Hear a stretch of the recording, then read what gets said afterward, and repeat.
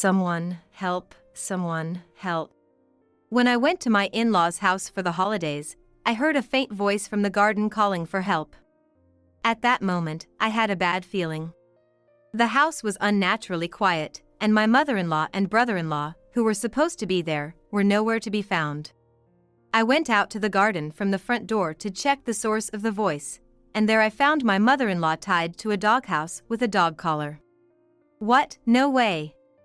How did this happen? I had a fight with David the other day. It was a pretty big argument and it seemed to have settled down, but he tied me up while I was sleeping and forced me here. When did this happen? 3 days ago. Let's get this collar off right away.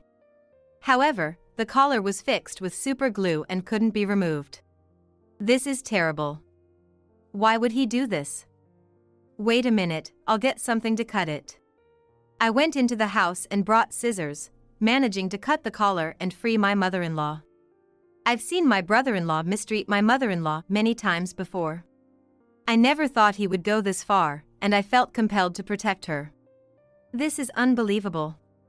Mom, you should come live with us. With my father-in-law gone, I'm the only one who can protect her now. When I said this, I got an unexpected response. You are no longer part of this family. What? After talking with my mother-in-law, I found out that my husband and brother-in-law had done something to me that I didn't remember. The details were shocking, but there was more turmoil waiting inside the house. My name is Rebecca, I'm 46 years old, and I'm a housewife. I met my current husband after graduating high school, when I started working at a machine parts factory. We dated for a year and got married when we were 20, and had a child the following year. After taking maternity leave and returning to work, my husband's job performance skyrocketed, leading to rapid promotions. By the time he was 30, he was in charge of an entire factory and was promoted to factory manager. I decided to quit my job and become a full-time housewife. Travis is really motivated. Who would have thought he'd become a factory manager at 30? It was quite the talk at the company. It's only natural if it's to support the family. I have to work hard. Nicholas is already 9 years old. He'll be going to middle school, high school, and college. We need to save up for that. I had no dreams when I joined this company after high school. I want Nicholas to find something he loves. For that, we need money, and I want to support him. My husband had thought it through. He had no dreams himself, so he wanted our child to live with dreams, and he had been working hard for that. Travis, that goal of yours is like a dream in itself, isn't it? I think it's wonderful. I'll do my best with the housework, so let's build a great family together. At that moment, I realized how strong my husband was. His strong desire to protect the family came through, and I was sure we could keep working hard together. What are you doing here after so long? Come to complain again, Travis? Whenever we visited my in-laws after getting married, my brother-in-law, who was a freeloader at the in-laws' house, would always start something with my husband. He always bragged about his prestigious college degree, constantly reminding me of his superior intelligence, and honestly, I was getting sick of it. What's your problem? I'm not complaining. Since Dad hurt his leg, it's been tough every day, right? Mom's doing all the housework, and having a bum like you around must be a nuisance. It's time you moved out. What did you say? A high school graduate like you has no right to talk back to me. I can't believe someone like you even managed to get married. It's infuriating. Can you two stop fighting the moment we get home for the holidays? Why is it always like this? Shut up, you old hag. Your inefficient housework drives me crazy. Stay out of this. You're not a kid anymore, so stop acting like one. We have kids, and this is a bad influence. Just stay in your room. Whenever we visited my in-laws, these sibling fights would happen. The cause was always my brother-in-law, who couldn't stand that my husband, whom he considered beneath him, was married. Moreover, he couldn't stand my mother-in-law's clumsy, scatterbrained personality and would always mock her, getting frustrated at her actions. David, you better know what's coming if you don't knock it off. Just because I hurt my leg doesn't mean you can disrespect Lucy like that. I won't tolerate it anymore. Back when my father-in-law was healthy, he would get furious and even violent when my brother-in-law insulted my mother-in-law, once leading to the police being called. Because of this, my brother-in-law often belittled my mother-in-law only when my father-in-law wasn't around. However, my mother-in-law, knowing that my father-in-law would always defend her, would report everything to him, ensuring he would scold my brother-in-law. Visiting my in-laws was always like this, so I disliked my brother-in-law, and so did my children. I don't like Uncle. Why is he always angry? Does he just stay inside all day? He acts so high and mighty without doing anything. My brother-in-law didn't like my son either, who was always outspoken during our visits, making my brother-in-law retreat to his room with a sour expression. I couldn't tell if he didn't believe in hitting children or just didn't like them, but he clearly didn't know how to handle my son. As my son grew older, he started to have dreams, just as my husband had hoped. I want to be a lawyer, so I'm gonna work hard. He said this out of the blue in middle school and started studying diligently. His grades improved steadily, and he went on to a high school, then a university with a law school, passed the bar exam, and is now an intern at a law firm. I was amazed at my son's ability. Nicholas, you're amazing. You're really working hard to make your dream come true. Just like Travis, you're so determined. It's really surprising, isn't it? I never thought Nicholas would become a lawyer. He's almost officially a lawyer now. Once his internship is over, he'll be registered. It felt like everything was going well for our family. That's why I thought I might start working a bit too. Seeing my son become independent and work towards his dream inspired me. And I started helping out at a local farm where they were looking for part-time workers. But around that time, my father-in-law was diagnosed with cancer and hospitalized, but it was too late by then. He passed away 3 days after being admitted. Is it really so sudden? I wanted him to stay with us longer. My mother-in-law leaned on his lifeless body, crying. Despite the painful situation, my brother-in-law was smirking. Uncle is creepy. Mom, make sure to watch over Grandma. It'd be terrible if something happened to her. My son shared my thoughts. He came over and whispered to me. Yeah. I have a bad feeling, so I'll try to visit her more often. We promised each other that day, but despite my efforts, the worst happened. After my father-in-law's death, my husband was also worried about his mother, so I, being free to do so, would visit her occasionally to check on her. Rebecca, I'm sure David will treat Mom terribly now that Dad's gone. I have a bad feeling, so please try to visit her as often as you can. With my husband's encouragement, I started visiting my mother-in-law, who was almost alone, and having tea with her. Maybe because of this, my brother-in-law had started leaving her alone. Recently, it seems like your brother isn't bothering your mom as much, probably because I've been visiting. I reported to my husband and he responded happily, but his expression seemed cloudy. He began to appear deep in thought, and I noticed him sometimes talking to someone on the phone in his room. Hey, you've been looking gloomy lately. Are you okay? I'm getting worried. Oh, I'm fine. There's nothing to worry about, really. He reassured me with a gentle smile, but I remained uneasy. His behavior was more suspicious than usual.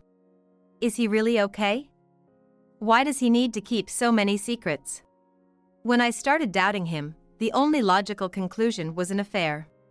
Even though his actions were noticeable, I didn't want to believe it. Hey, Rebecca. I need to ask you something. Can you listen? What's up? Why so serious? Can you go to my parents' house alone this year for the holidays? I have something to do and can't go in the morning. I know there's my brother to worry about, but can you handle it? I'll try to get there as soon as I can. My husband said this with a serious expression on his face. There must be something important. Sensing the importance, I agreed. About a week before the holidays, the farm where I worked got busy, and I was engrossed in harvest work. As the busy season ended, the next day was the day to visit my mother-in-law. I'm sorry. I'll try to get to my parents' house as soon as possible, so please take care of my mom until then. Worried about his mom, my husband had said this the day before. I was also worried about her since I hadn't been able to visit for a week due to the busy season. I decided to go as early as possible the next day. But when I arrived, there was no sign of my mother-in-law in the house. Even more, I couldn't sense my brother-in-law, who usually stayed in his room. Where on earth had they gone? As I pondered at the entrance, I heard a faint voice from the garden saying, "Someone, help, someone, help." Fear gripped me, but I decided to go to the garden and see who it was. To enter the garden, I had to open a fence.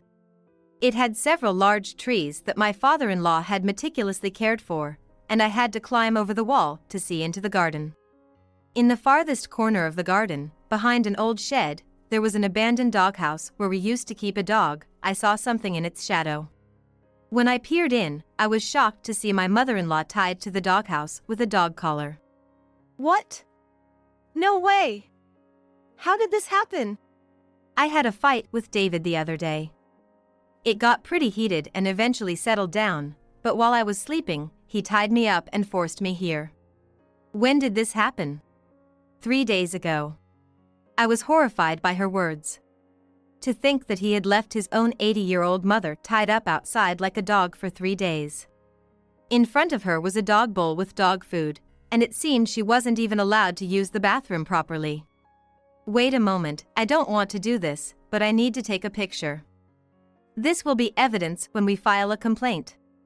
I said that, took a few pictures of my mother-in-law tied with the collar, and ran to her side to remove it, but it was glued tightly with super glue and wouldn't come off easily.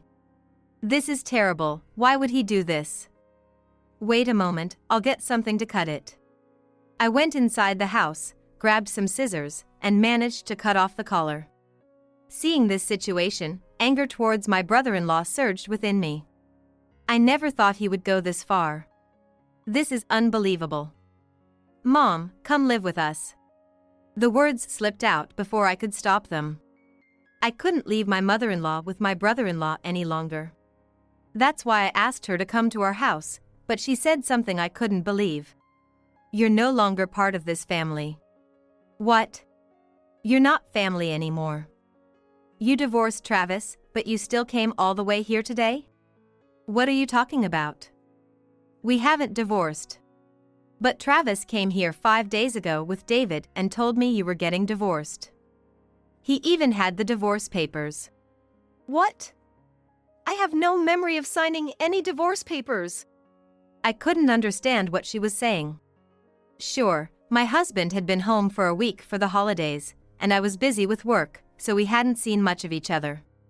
But I had no idea he had done something like this during that time.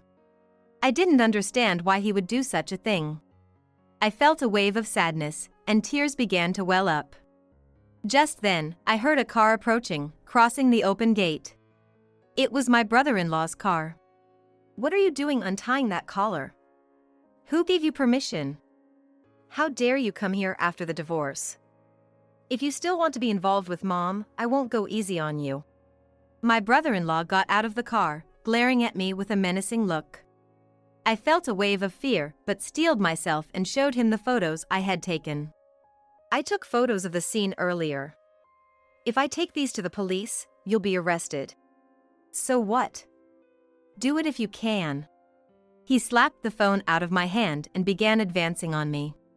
I felt it was the end. His grip was strong, and he squeezed my arm painfully. As I cried out, my mother-in-law tackled him to help me. You scum, laying a hand on Travis's wife. What kind of person are you? You idiot. As she said this, my brother-in-law turned his angry gaze on her and punched her in the face. She fell to the ground, teeth flying. He was panting with rage, but just then, a car pulled up from the entrance to the garden, and my husband and son got out, subduing him. You finally hit someone, you scumbag. I won't forgive you. My husband quickly restrained my brother-in-law and dragged him inside. We followed them inside, where my husband and son revealed shocking truths. Thanks to the neighbors noticing something was wrong, we could get the car into the garden quickly. What were you doing, bro? Shut up, this has nothing to do with you. Why is Rebecca here anyway? If she hadn't come, no one would have found out about Mom being tied up in the garden. What? You tied her up in the yard? What are you thinking, doing this to your own mother? Shut up. It pisses me off, looking at her blank, clueless face.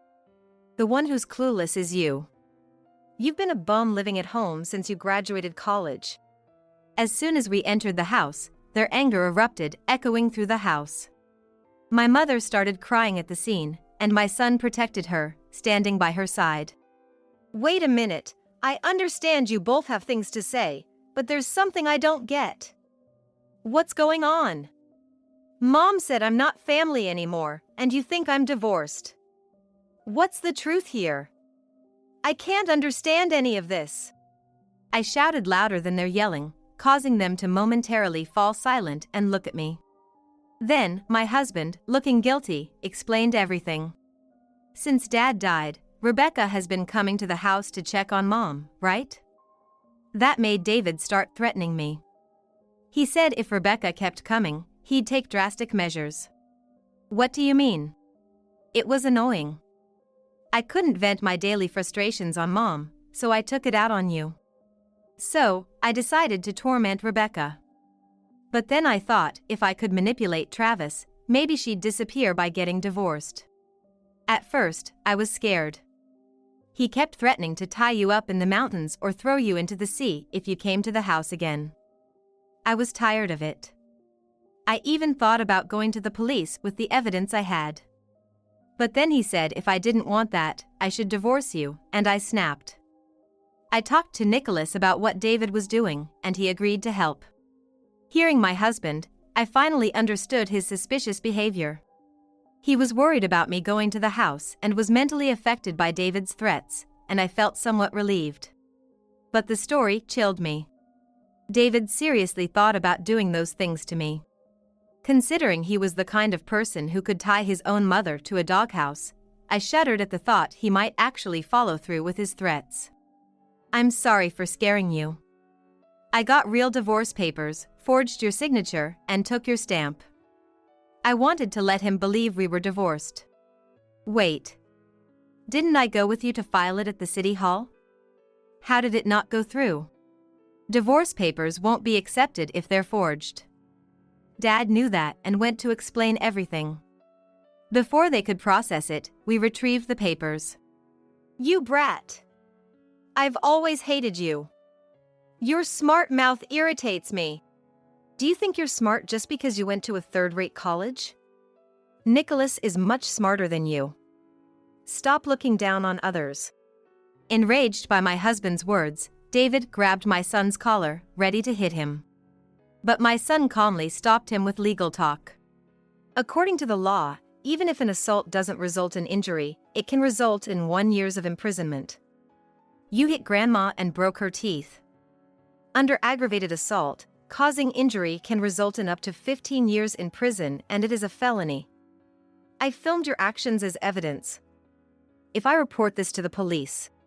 My son, unfazed by David's threats, spoke calmly, causing David to momentarily loosen his grip. Taking advantage of the moment, my son shook off David's hand and stood before him. I decided to become a lawyer to protect Grandma. I studied hard for this. My knowledge is not half-baked like yours. Sorry, but you'll be punished for this. David, overwhelmed by my son's determination, collapsed on the spot. Still, he tried to intimidate my husband and son by shouting. Shut up. Why should I suffer? Mom's to blame for always doing the same things that annoys me. That day too. Just as he began to speak, my mother-in-law, now calm, stood up. You think it's my fault? I've put up with your insults for so long, but I've had enough. Your attitude has always been so overbearing and scary that I couldn't do anything, but now I'm going to say everything. Not just about that fight, but all the terrible things you've done to me. How many awful things have you subjected me to? My sudden outburst left David stunned and speechless. I had always obeyed his commands quietly, but now, with strong allies to protect me, I began to unleash everything I had been holding back. I don't know what you think you're capable of, but ever since you graduated from college, you've changed. You started looking down on me, criticizing every mistake I made. You complained about my housework, saying it wasn't good enough. When I let you try, you'd mess it up and hand it back to me. You act all superior without being able to do anything yourself. Let me be clear, you've been a useless bum living at home without a job. Whose money do you think you've been living off of? Mine and your father's. You have no right to act superior. Do you think we had no thoughts about you? No, even your father wanted to kick you out of the house. She poured out her anger and past frustrations, tears streaming down her face as she confronted David. He refused to listen, staring at the floor as if he couldn't hear her. Fueled by rage, she marched up to him, grabbed his lowered head, and forced him to look at her. 3 nights ago, you started complaining to me as usual. You forced me out of the bath, saying, "Don't take so long in the bath, hurry up, I can't get in." I tried to keep it peaceful, but as soon as you got out, you started complaining again. Because you took so long, the water's cold now. What were you thinking? What if I catch a cold? What's your problem? Just because Dad's gone, you think you can bully Mom however you want. What's bothering you so much?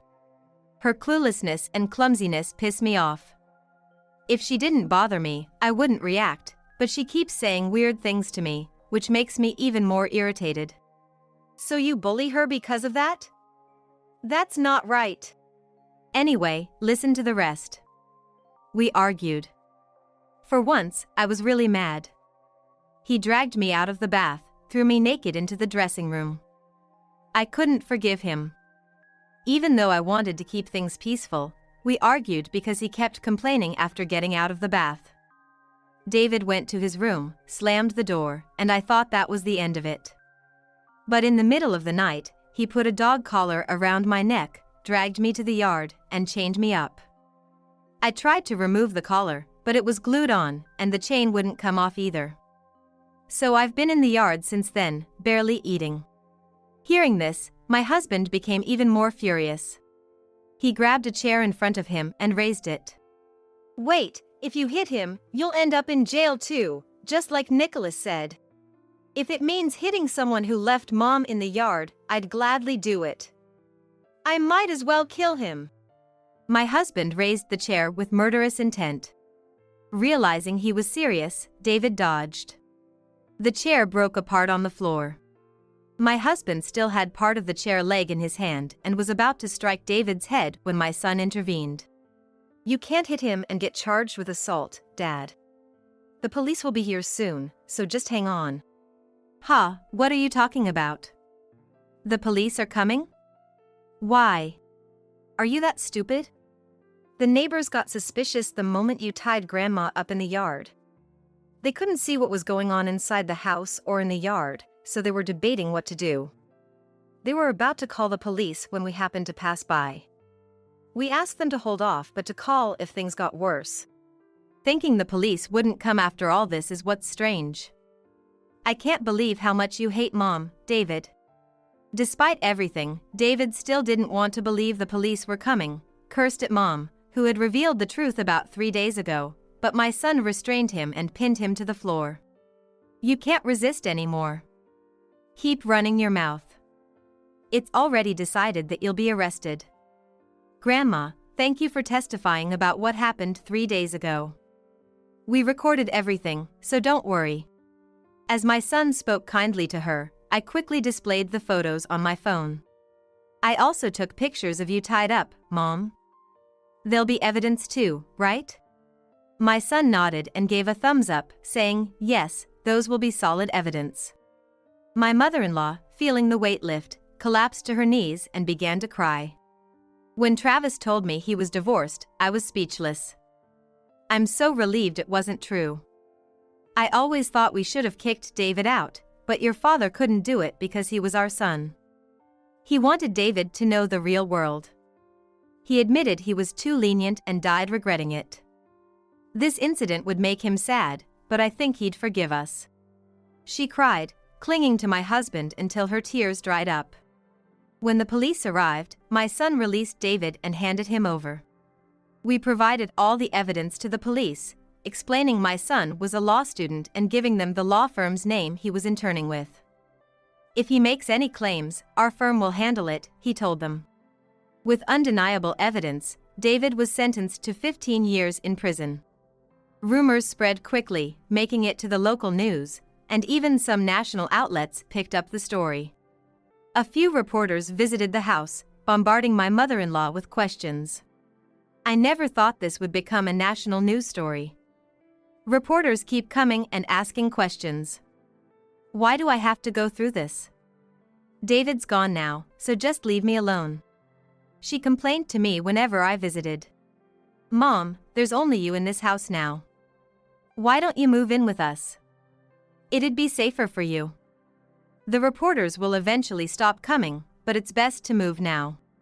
She looked around the house wistfully, reminiscing about the past. You're right. Let's leave this house empty for now. It's still livable, so let's fix it up and rent it out. Is it hard to leave? A bit. My husband built this house, so it's sentimental, but it's too big for just me. If someone else can live here, that'd be best. Since everyone's here today, let's celebrate with a feast. She served a homemade, lavish meal. And my son and husband looked on happily. Mom seemed more vibrant than before. From then on, things moved quickly. We completed the move, leaving the in-laws' house vacant. One day, while my mother-in-law and I were at the old house for maintenance, making sure it was always ready for use, my son happened to visit and announced his engagement. In the course of the conversation, he asked if he could live in the in-laws' house. I'd be happy if Nicholas lived in that house. Are you sure you want to? Yeah. It's a precious house filled with memories of Grandma and Grandpa, and I want to take care of it. With that, my mother-in-law agreed, and the in-laws' house officially became my son's home. This ensured that the house would be inaccessible to David, who would be released in 12 years. We felt that all preparations were finally complete. It's sad for David, but after everything he did, we don't want him back. By the time he's released, he'll be in his 60s. He'll have to fend for himself. With this future concern resolved, we now live peacefully. David will be released in 12 years, but by then, we'll be in our late 50s. Nicholas will be in his 30s, an adult. We have nothing to fear from David. We focus on living our current happiness to the fullest. My mother-in-law lives by this motto every day. Inspired by her, I used the spacious land of the old house to create a garden and grow vegetables, fulfilling my dream. This has led to a fun and fulfilling life. My daughter, Jessica, is getting married, and we're heading to a meet and greet with both families. When we entered the designated room, Jessica's in-laws-to-be, John and Linda, were already seated. They seemed to have been talking about something, as their faces wore an eerily amused smile. I wondered what was so funny as I looked at the table, and saw that there were settings for 3 on our side. I realized this was a sly way of harassing us, and said to myself, I see. Please have a seat. Oh, it's just the 2 of you? We're a single-parent family. I lifted the corners of my eyes and replied as calmly as I could. But Linda still had a lingering smile. Right, I remember now. Maybe you should take this in a Tupperware? It must be tough being in a single-parent household. Linda covered her mouth with her hand, trying to suppress her laughter. Despite her harsh words, I didn't even bat an eyelid. Seeing this, Jessica tapped my shoulder. That's terrible. Mom, let's go home. Why's that? If it means you have to suffer, I'd rather not get married. Touched by my daughter's kindness, I smiled and firmly said, That's not necessary. Just wait a moment. Then, a female staff member came from behind with a takeaway box the size of a lunchbox, offering it to Linda with the words, Please, take this with you. John and Linda were taken aback, looking surprised. If being low income is tough, please, take this. What? My name is Emily Johnson. I'm in my 50s, feeling the midpoint of my life deeply as I live in a slightly spacious 3-bedroom house with my daughter, Jessica. When Jessica is at school, the emptiness of the living room feels lonely. During such times, I make it a routine to prepare 2 cups of tea. One for me, and the other for my late husband. Looking at the cup I poured for him, I feel comforted, thinking he might be here with me. He passed away from cancer about 20 years ago, just when we were about to start treatment.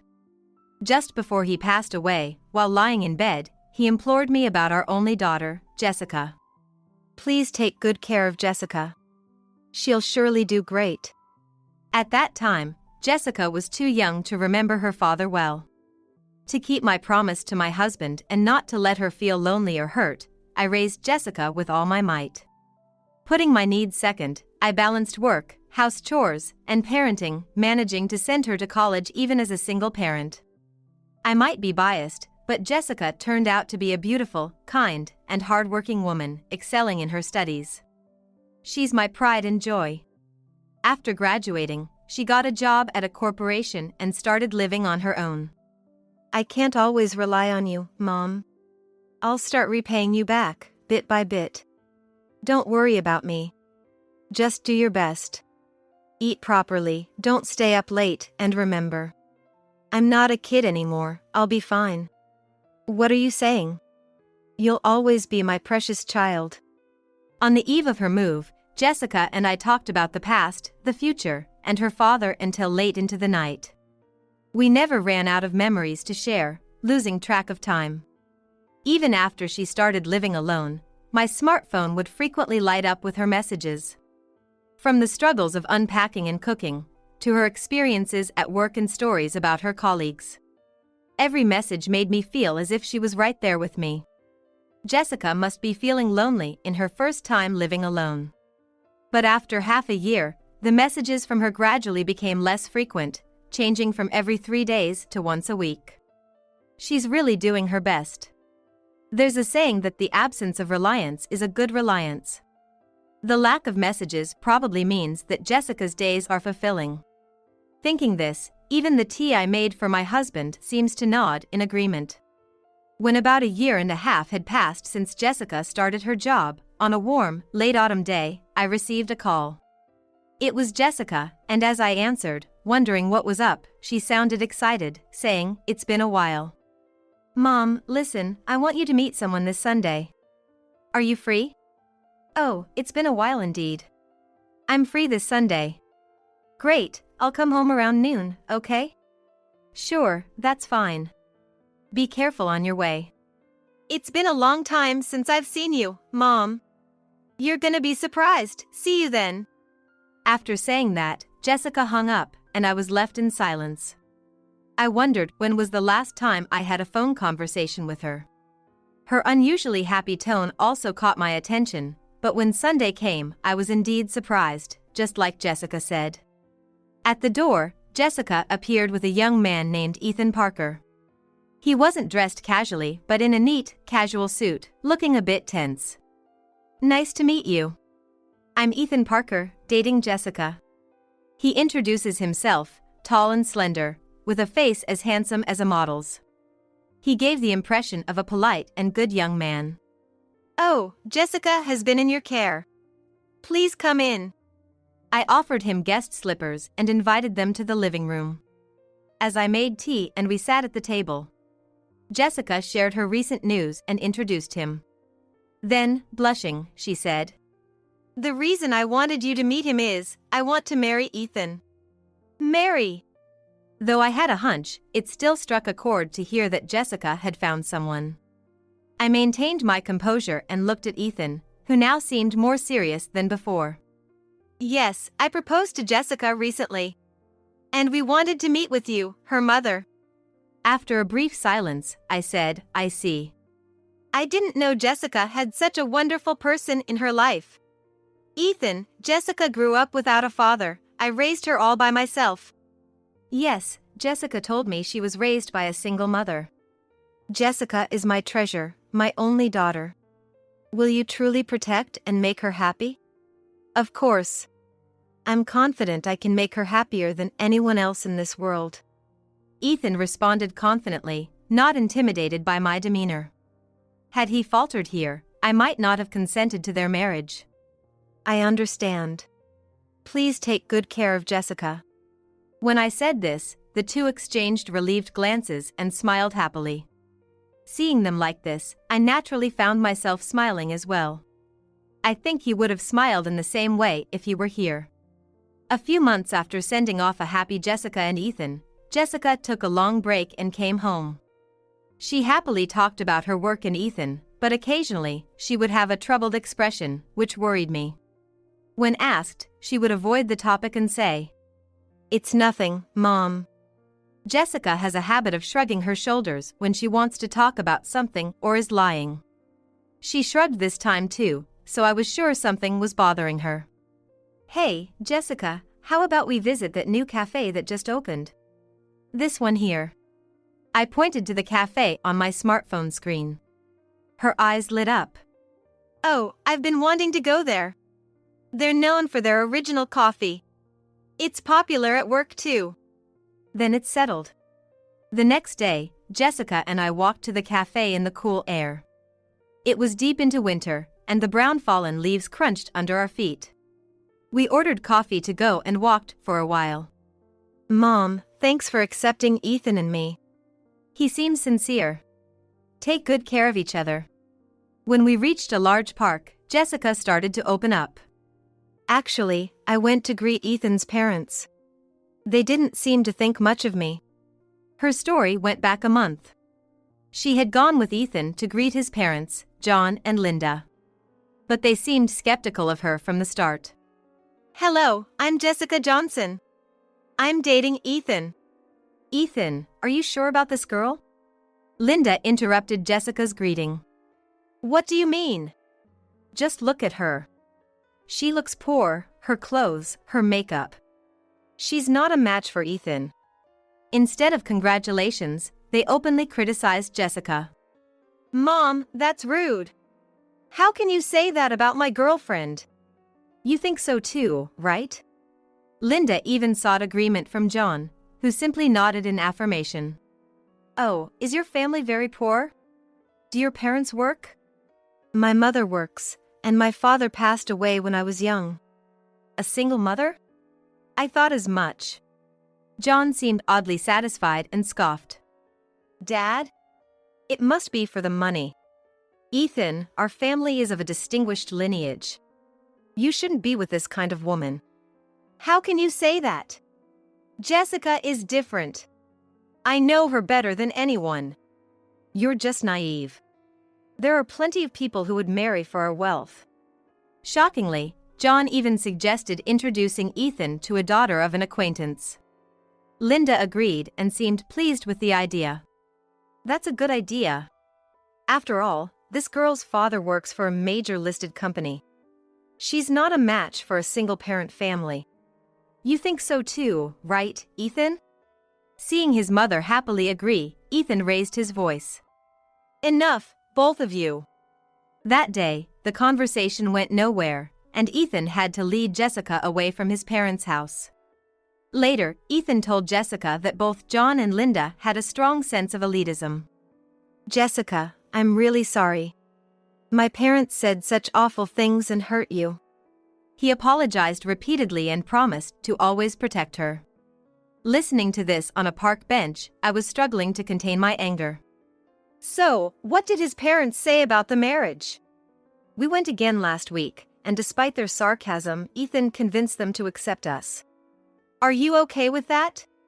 Jessica bit her lip and shrugged. "Yeah, I'm okay. We won't be living together, and I can handle it." "All right." It was clear that the relationship between the Parkers and Jessica was strained. Even with Ethan's promise to protect her, there would be limits. Knowing the difficulties ahead, I wished I could advise her to reconsider the marriage. However, having already given my consent, that was no longer an option.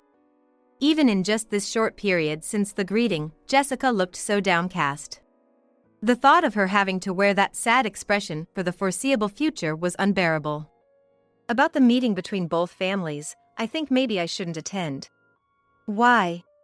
Because I don't want to make you feel uncomfortable. I'd rather not have the meeting if it's going to upset you. Until then, Jessica had been acting bravely, but now her eyes seemed to well up. Though she didn't cry, she was evidently trying to spare me from the same unpleasant feelings. Her kindness pained me, but I smiled. Don't worry about me.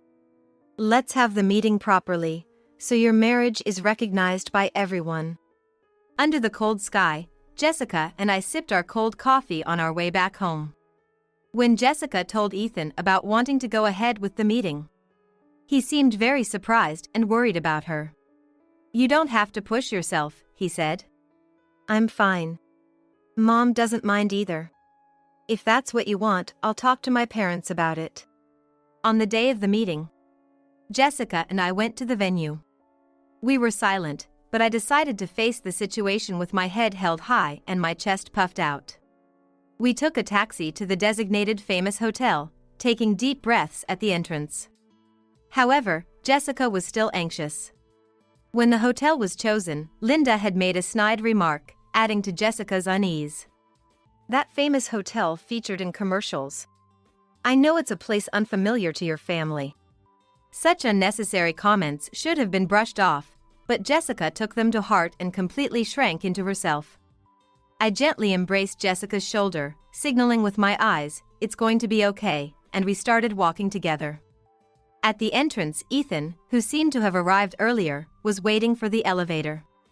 Thank you for adjusting your schedules to meet today. Ethan looked much more nervous than the last time we met, sweating even in the cold of winter. No, thank you. We appreciate your efforts today. Well, you might have heard from Jessica, but this hotel is where my father works, and... Ethan stuttered, clearly worried his parents might say something offensive. Given their attitude towards Jessica, I expected they would treat me the same.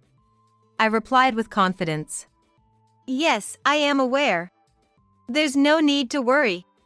Besides, you look more handsome when you're confident. Ethan looked up sharply, just as the elevator doors opened, and an announcement indicated we should proceed upstairs. We stepped in and rode up to the designated floor. Entering the assigned room, John and Linda were already seated, smirking in a way that seemed both creepy and amused. Glancing at the table, I noticed that only 3 sets of dishes were prepared on our side. I immediately understood this subtle form of harassment. "Oh, we've been waiting for you. Please take a seat." "Oh? Just the 2 of you? We are a single-parent family," I replied, lifting the corners of my eyes, trying to stay calm. But Linda's smile turned into a sneer. "Oh, right. Why don't you take this home in a container? You must be poor." Single mothers must have such low incomes, always hungry, right? That's right. The income of single-parent families is well known to be low.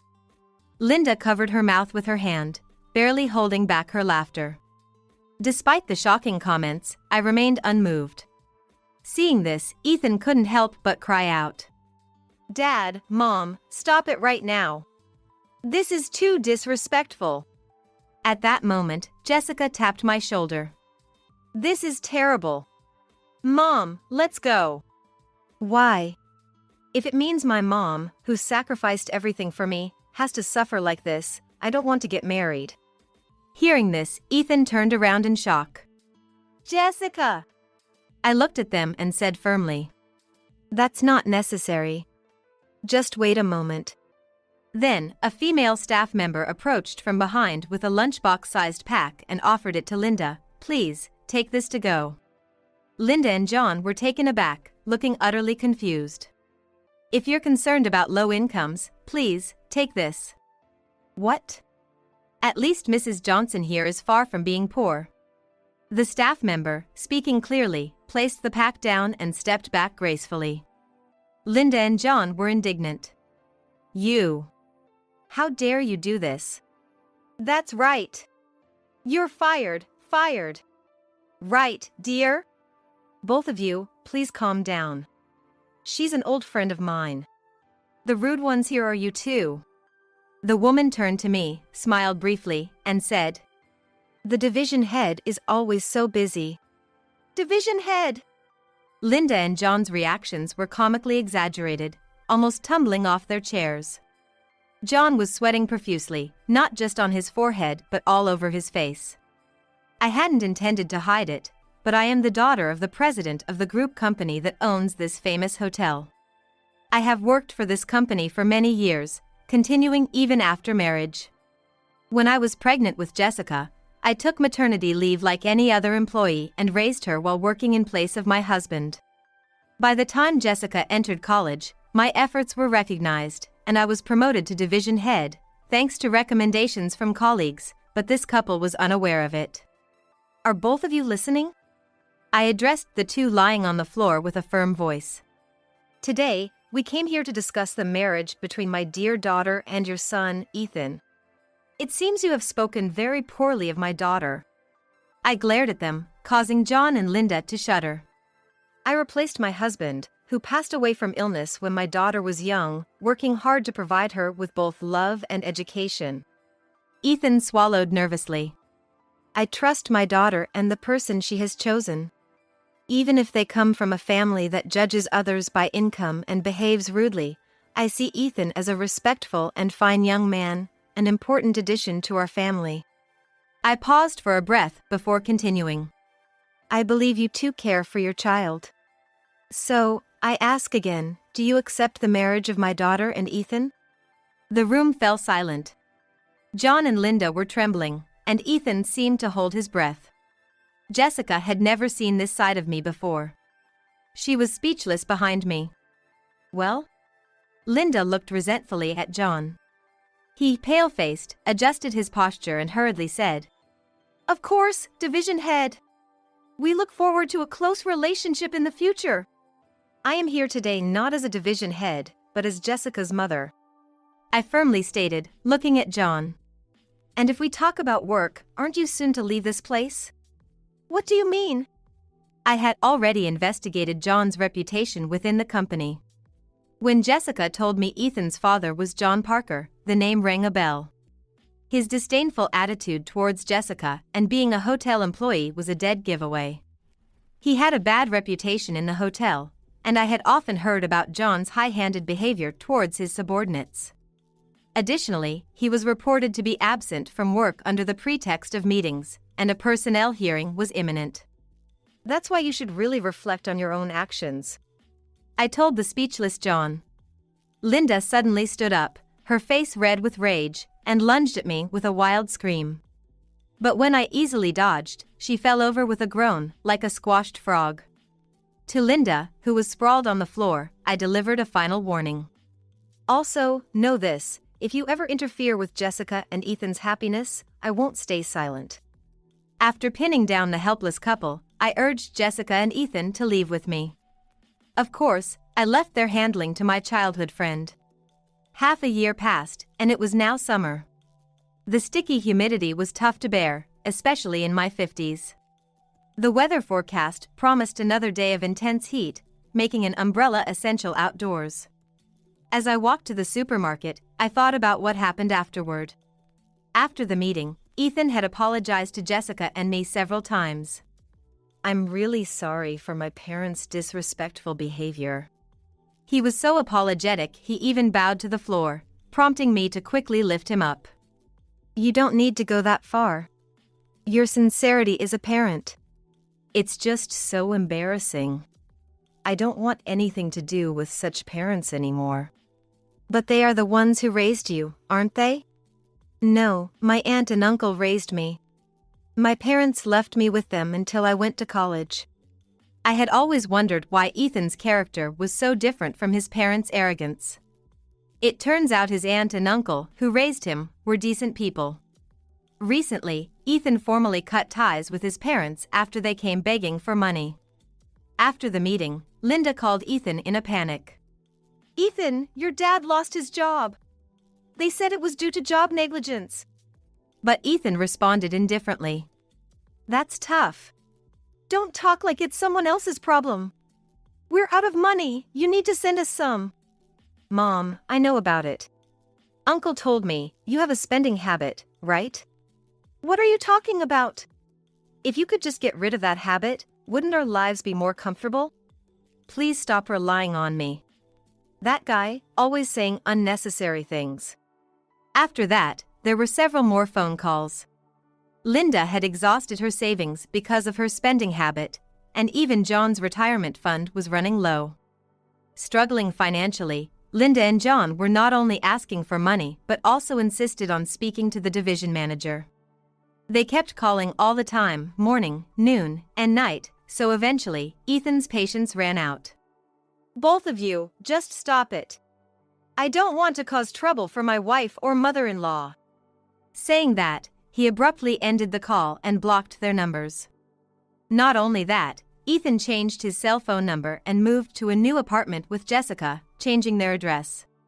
Of course, he didn't tell his parents, so John and Linda had no way of knowing what happened to Ethan and Jessica afterwards. This removed any disturbances in the couple's happy married life. From what Jessica told me, since then, they have been living peaceful days together. As for me, I've managed to build a good relationship with the newlyweds, having meals together 2 or 3 times a month.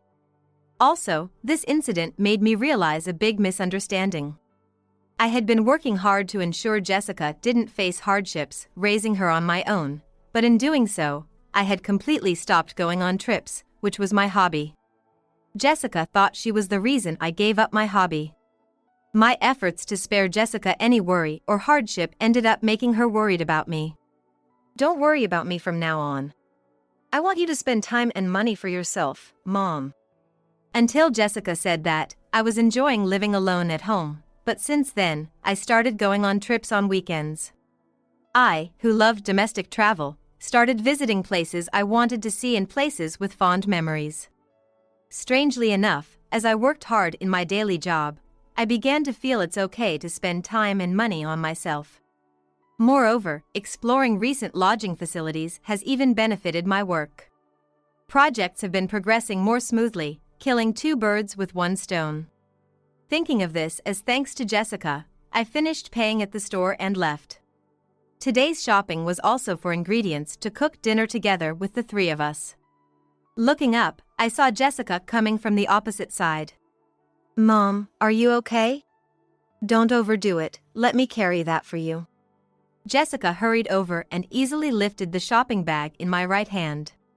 Oh, thank you. Shall we go then? Yeah, Ethan's gonna come right after he finishes work. He's been looking forward to your summer vegetable curry, Jessica said, smiling sweetly. I'll have to make plenty then. Recently, there was happy news. Jessica is pregnant. This made not only me and Ethan happy, but Jessica as well. I'm secretly planning to send clothes and toys for the grandchild, keeping it a surprise for the 2. Though I wonder if it's too early, I know the child will be here before we know it. I'm already eagerly awaiting the day I can meet this new life. I'm Mary, 42 years old. 10 years ago, I married a man I met at work. He was divorced with a child, whom I've raised as my own while working.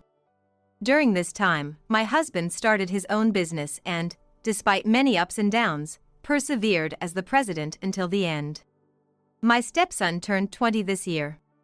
He left home 2 years ago to attend a university in a neighboring state and seems to be managing well living alone. But our ordinary life changed abruptly. My husband passed away. He died of a heart attack, and there was nothing that could be done. While I was overwhelmed with grief, there were countless things to take care of, including the funeral and various arrangements, and before I knew it, the day of the funeral arrived. The funeral was a small, family-only affair, as my husband wished. His parents had already passed away, and being an only child, the only family he had by blood was our son. My parents and siblings didn't get along with my husband, so we didn't invite them. It was just me and our son at the very small funeral. Before the coffin was taken away, my son came to me in the waiting room. "What's wrong?" I asked him as usual, but he didn't respond. His expression was almost blank. When I asked again, he suddenly started saying incomprehensible things. That's enough, you parasite. What? Stop clinging to Dad. You just came in later and started sucking up all his money. You fake mother parasite, just renounce your inheritance and disappear. The real family is just me. After saying that, he left the room, slamming the door behind him. The sound echoed painfully in my heart. After that, we didn't talk, and as soon as the funeral was over, he went back to his dorm. I couldn't ask him what he meant by his words. I tried to contact him, but my messages were left unread, and he ignored my calls. I couldn't confirm anything, and it was already the next day. Today, I tried contacting him several times, but still no response. And with work tomorrow, it's difficult to just leave for his dorm in the neighboring state. So, I stopped by a convenience store to pick up some light food and drinks, then headed home. When I entered my apartment, I noticed a sliver of light under the door to the living room. Hesitantly, I approached and opened the door quietly. To my surprise, there was my son, sitting on the living room sofa, seemingly waiting for me. What are you doing here? After moving out for his dorm, my son only came home for the holidays, like Christmas and New Year's. Even during the recent wake and funeral, he didn't stop by here, he just went straight from his dorm and back. Ignoring my obvious confusion, my son confronted me in a calm voice, or rather, a slightly mocking tone. Was something inconvenient for you? Didn't want to be seen doing whatever you please now that Dad's gone? What do you mean? Just figured you'd be living it up in your own way now that Dad's not around.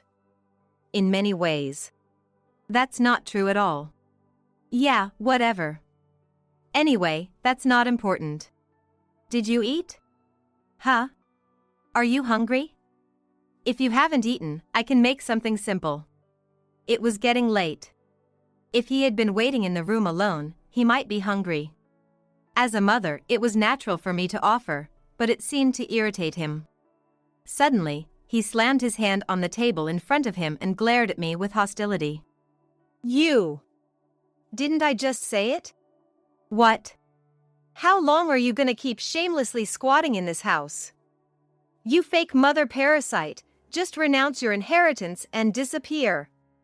The real family is just me. The same lines, the same insults as before, came flying out from my son. What's really going on? Did something happen? What?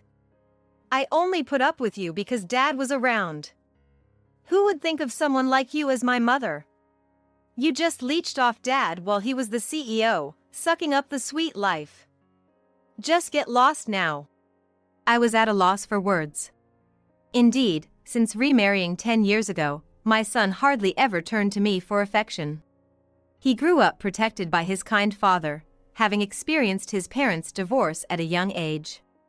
I felt that my presence had robbed him of his gentle father. So, for the past 10 years, I tried my best to raise him. I made daily lunches, took him to and from extracurricular activities, and created many family-like moments. Even during his rebellious phase, my husband struggled with all sorts of things, but we faced it together, believing it was a phase every child goes through. But it seems my efforts never reached him. My son's painful words inflicted deep damage on my heart. I painfully realized that our relationship was only possible because of the presence of my husband, his blood father, and my husband. My son, openly hostile towards me. This is probably the real face of my son. Perhaps, no matter what I say as his stepmother, it won't reach him anymore. So, I decided to at least listen to his last wish. Yes. No matter what happens, you gotta keep living. Absolutely. Huh? Don't you act all high and mighty, you fake. The words from my son, filled with such intensity, felt like they were piercing through me. What do you want? Get out of here. What?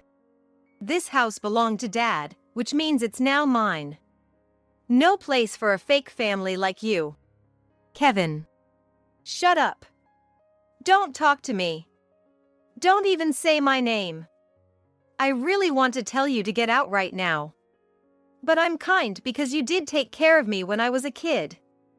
I'll give you a week's notice. This is my house. I can't live in that tiny apartment forever. Just hand over the place and get lost. The last look my son gave me left deep wounds in my heart. With that, he left for his dorm. A week later. After work, I checked my personal phone and saw an unbelievable number of missed calls and messages. Most of them were from Kevin, just as I expected. I turned off my phone for a while and headed home. After a quick dinner and a bath, I turned my phone back on after a few hours. As soon as I did, the sound of countless messages and missed call notifications wouldn't stop. I tried to go through them, and the moment I marked the messages as read, Kevin called, as if he had been waiting. Hello? Hey! What the hell do you think you're doing? Don't mess with me. I could hear my son's anger through the phone. It wasn't surprising. The first message had come in the morning. Calm down first. I can't talk to you if you don't speak properly. What? You're the one making it impossible to talk properly. What's this about the house being up for sale? So, it was about that. Not really surprising. How about we meet and talk? Where are you? Outside the house. I see. So, you saw the for sale sign and started bombarding me with calls. Makes sense. Of course. He must have been there since the morning. Well, there's nowhere else for him to be, I guess. For now, you can still get into the house. If you have the key, go in and wait. It's completely empty, though. What? The key still works? He hadn't even tried it. I suddenly remembered my husband, who had a simple and slow-witted side, just like my son Kevin. He must have tried the key after I suggested it. I could hear the sound of the door opening through the phone. He probably stepped into the entrance, relieved and slightly relaxed, judging by the deep breath I heard. Yet, he couldn't hide his emotions or embarrassment, and his voice came out harshly. Just hurry up and get here. The call abruptly ended, and I let out a heavy sigh. In the midst of my hectic daily life, having just relaxed at home, honestly, going out was a hassle. There were still a mountain of things to do. But I knew I had to have a proper conversation with my son, for various reasons. Resigned to this, I put my coat back on and headed to my former home. As I opened the unlocked door, I saw the cold hallway leading to the lit living room. Walking quietly over the chilly floor, I found Kevin sitting cross-legged in the middle of the empty living room. You're late. How long do you expect people to wait? What? I came right after the phone call ended. My stronger tone surprised Kevin a bit. But ever since we met, he was always biting back, not just at me, but also at his biological father, my husband. He wasn't going to back down now and lashed out even more. Are you kidding me? What's with the for sale sign? The house is too big for one person, so I thought about selling it. Your words helped me make up my mind. Thanks for that. The cold floor of winter was draining the warmth from my body. I turned on the air conditioner as I always did. What? You can't just sell Dad's house. Oh.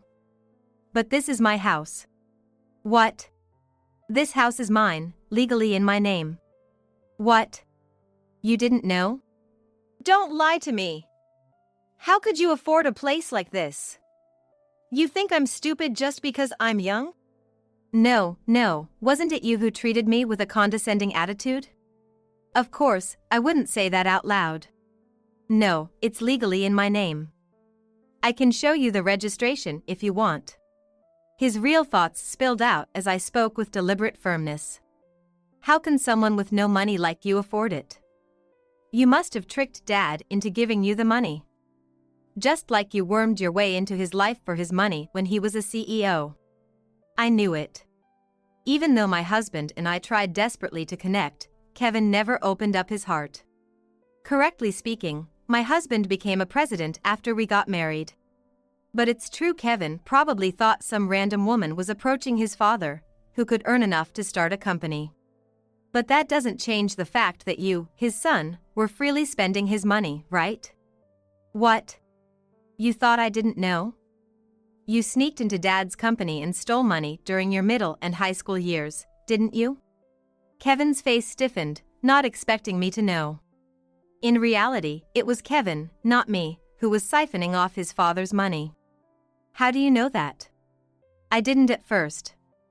Your father was desperately hiding it to protect you. But eventually, there were accounting issues, and when pressed, your father admitted, Kevin has been coming to the company and taking money. Dad knew? Of course he knew. How much do you think you took from Dad's company? How would I know? $400,000. What? And I think you probably took a few thousand more. Kevin probably didn't even realize he had stolen that much. Seriously? He muttered, shaking his foot slightly. No point asking what he spent it on now.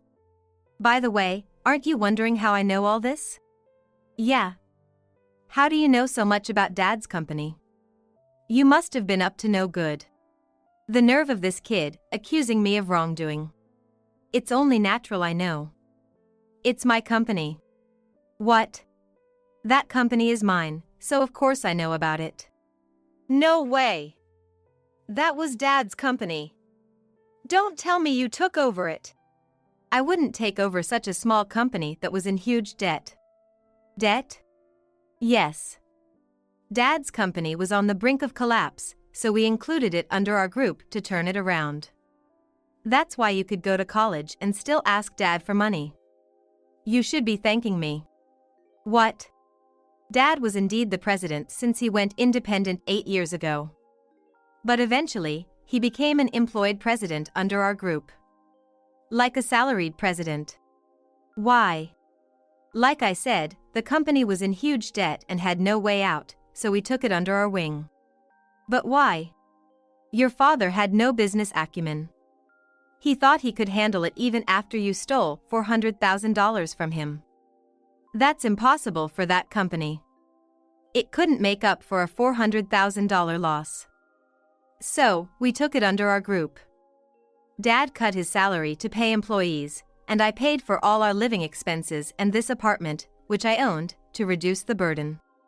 As I spoke calmly, Kevin's reaction was surprisingly mild, beyond his stiffened expression. He seemed unable to keep up with the facts spilling from my mouth. What do you mean, you already owned it? Oh, I've been investing in various things since I was young. I owned several apartments, including this one, which I bought to rent out. When we were looking for a new place to live, I thought it would be suitable for our family. You own several apartments? Yes, real estate income. How did you have money to invest when you were young? Well, who are you, anyway? After living together for 10 years, he's finally asking. He always thought of me as just an ordinary office worker. Lack of interest is a scary thing. Living life ignoring what should be seen and known. Even the most important things, like your own family. My efforts at parenting were one-sided after all. It wasn't just Kevin's fault. The trauma of divorce in his early years, the appearance of a stepmother he couldn't accept, being tossed around by the whims of adults, these are undeniable facts. But neither my husband nor I could find the answer to what to do. We were either not allowed to find it, or we were not allowed to find it. Now, it's just a result. I need to explain this to Kevin too. I calmly laid out the facts to the suspicious Kevin. Do you know Turner Group? I'm the COO there. What? The Turner Group? Remember my maiden name? Ah. Right, Mary Turner. Daughter of the CEO of Turner Group, the heir to the Turner family. No way! I've never met your family. That's because your father avoided them. He didn't want to face them after running off with the heir to the Turner family, a divorced man. So, he avoided any meetings. What? And then, we had to include his failing company under our group's umbrella. Without even apologizing. That's probably why he lacked business skills. My husband indeed spent his last days running from the Turner family. My family wanted to meet him, but he never did until the end. That's why they weren't invited to the funeral. He was a kind man. Truly kind man. But that kindness also became a source of indulgence and escape. Then that means I'm the grandson of the Turner Group, right? That's true, isn't it? I expected you'd say that. That's why I never told Kevin this truth until now. I thought about telling him when he was in high school, but at that time, it wasn't something he could handle. He would definitely take advantage of the Turner name. In that sense, my husband keeping us distant from my family was a blessing in disguise. Kevin's recent words just confirmed it all. But sadly, you're not the grandson of the Turner Group. What? If you're my mother, then I'm the grandson. Even if you're a fake mother, that's what the family register says. Don't try to deceive me. Did you listen to what I said before? What? What did I say? I wonder if the son in front of me remembers. He looks confused, trying to recall, but it seems nothing came to mind. After you said, the only real family is me, I said, no matter what, you have to keep living. Absolutely. Kevin seemed to remember that, but still had a face that said, so what? Clearly, my words and intentions hadn't reached him. His expression confirmed it. You're 20 years old, you should understand the meaning, right? What? You're an adult and a college student, living a life beyond most adults, without thinking about anything? What? It's normal for parents to support while kids are students. There's no obligation to support beyond tuition and basic living expenses. What? Parents don't have to pay for your leisure and luxury. At my words, Kevin quickly hid his expensive-looking watch. Surely, there are many other things he obtained with the over $400,000 he used. For a student who doesn't work, they're all disproportionate. Such disproportionate armor is fragile and protects nothing. You're okay with your child being homeless? I don't mind. It's none of my concern anymore. What? You're no longer my concern. Kevin looked at me, his face saying he didn't understand. I've never really understood you, Kevin. From the day your father brought you until today, I couldn't strip away that inappropriate, fragile armor with a direct approach. Your father has passed away. So, we're no longer parent and child. What? I divorced your father after his death, and my last name is back to Turner. You and I are now complete strangers. Well, we've always been strangers, actually. Why would you do something like that? Why? You said it yourself. The only real family is you. You never thought of me as family from the start. It worked out perfectly. That's not true. What am I supposed to do without parent? I wasn't your family, remember? You said it yourself. But you should have consulted me. Consult? To someone who never listened even when I tried to connect? To someone who left and never came back, doing whatever he pleased? Besides, we're not family, so why should I consult you? I smiled sweetly at Kevin, his face turning red and his body trembling. It might be immature. But after these 10 years of looking at him as family, maintaining this relationship of stepmother and child seemed too hard. Suffering under a kind yet indulgent husband and a son who wouldn't accept me as family. I've grown tired over these 10 years. What about college and a place to live? Didn't I already point that out? What? No matter what happens, carry on. Absolutely. You demanded that I renounce my inheritance, so you must have thought about it, right? What? The inheritance. What happened to it? Sadly, your father left debts. Consumer loans, credit card loans, about $600,000. And no savings. What? Debts and no savings? Of course, as you demanded, I renounced the inheritance, so all the dead inheritance goes to you. Good luck. What? I'm not inheriting any debts. Why are there debts and no savings?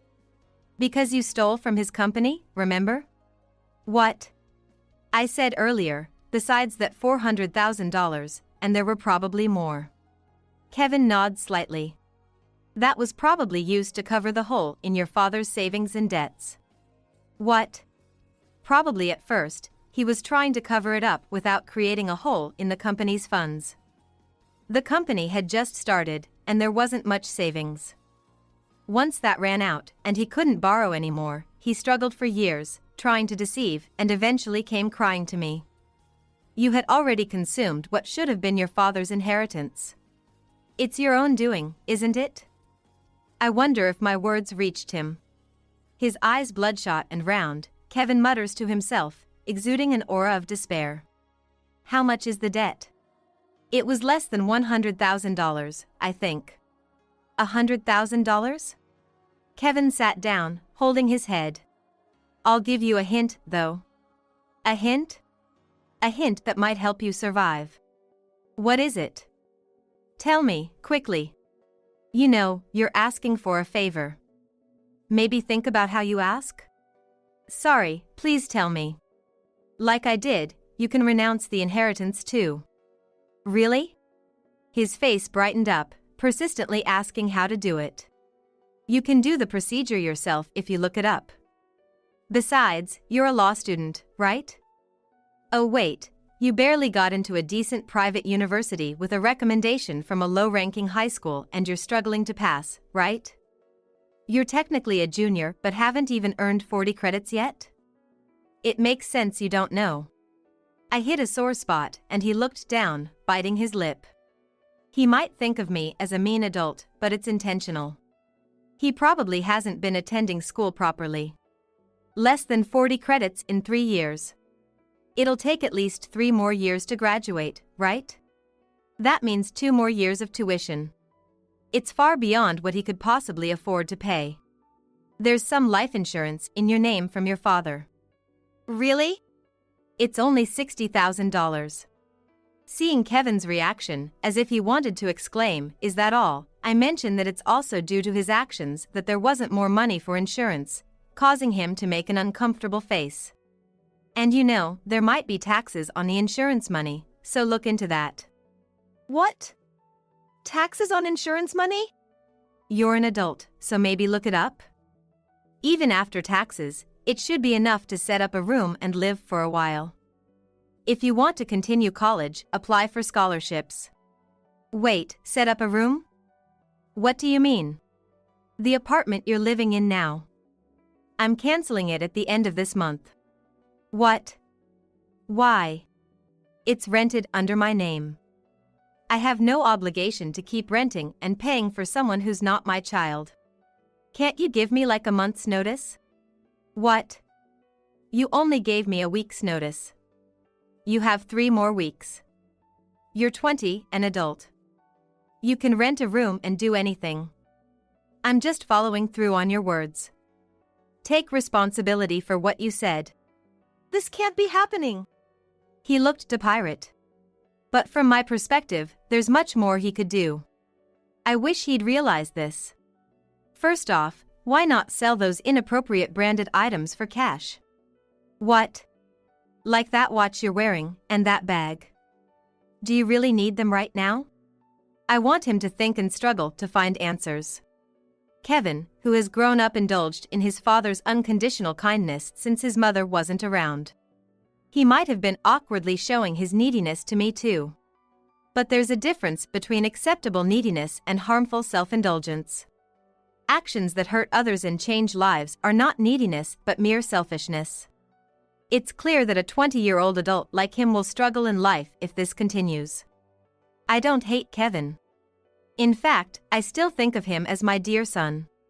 That's why I cut ties with him with the greatest love I could offer. He needs to strive on his own now. I left an envelope with necessary documents in front of the still stunned Kevin. I'm sure he will understand. With that hope, I softly stroked his hair for the first time in years and quietly left the former home. 3 years have passed since my husband's death. Every year on his anniversary, I visit his grave and update him. There, I always find beautiful blue gentians laid out. The person who offers flowers to my husband, who had no siblings or parents. I'm sure it must be the person I have in mind. The meaning of the gentian flower is consoling sorrow. Blue gentians symbolize sincerity. The same color as my husband's favorite tie. It's out of season to get these flowers now. I wonder what he thinks and where he gets them. Every year, I lay white gentians next to the blue ones. Their meaning is sincere character. Like my straightforward, kind husband, watching over Kevin from afar. After finishing my visit, I returned to the office. Even now, after 3 years, I continue my daily life as the COO of Turner Group. COO, please check this. What's this? It's the list of new employees joining our group companies next year. Oh, it's already that time of year, isn't it? Every year around this time, the list of new employees joining the group companies is brought to me. With so many companies, the list is quite long, but it's my personal wish to remember the faces and names of the young people who will be working with us. As I was flipping through the list handed over by my secretary, I came across the list from the company where my husband used to be the president. The current president of that company is really unique and capable, isn't he? You knew him from college, right? The secretary approached with a mug of coffee. Its gentle aroma tickled my nose. Yes, he's been a friend since college. He did great in another company, so I lured him over to lead. It was a great success. The company has shown significant growth since then. After my husband's sudden passing, I had to look for a new president. Given the tough business conditions, it was hard to find suitable staff. That meant there was no one suitable within the company either, leading to a tough situation. So I managed to persuade a friend of mine, who had joined a venture company with only a few employees, to join as the new president, and had grown the company to a scale of 100 employees. The existing employees were initially puzzled by the completely different approach of the new president. However, his personality and power led the team, and he continues to elevate the company. I was curious about the new employees he had chosen. As I flipped through the list, I saw a familiar face. It was Kevin. What's this about? I called my friend immediately. Hello. Hey, I didn't hear about this. About what? The new employees starting in April. Oh, were you surprised? He seemed to know what I was talking about. Surprised? Why is he there? Why? Because he's interesting. What? He is quite interesting. His life until 3 years ago was quite heavy, but these last 3 years have amplified his character. I have only high expectations. Listening to my friend, I stared at Kevin's photo on the list. His face had changed significantly, looking much more mature. The expression he had when I last stroked his hair was nowhere to be seen. Okay. Take care of him. Like you have to tell me. The call was abruptly ended. Even though he says that, I know he's watching over Kevin. That's good. I thought to myself, feeling relieved. I might never meet Kevin directly, but I'm sure I'll hear about him often. I can't feel the softness of his hair, but I gently stroke his photo on the paper and smile.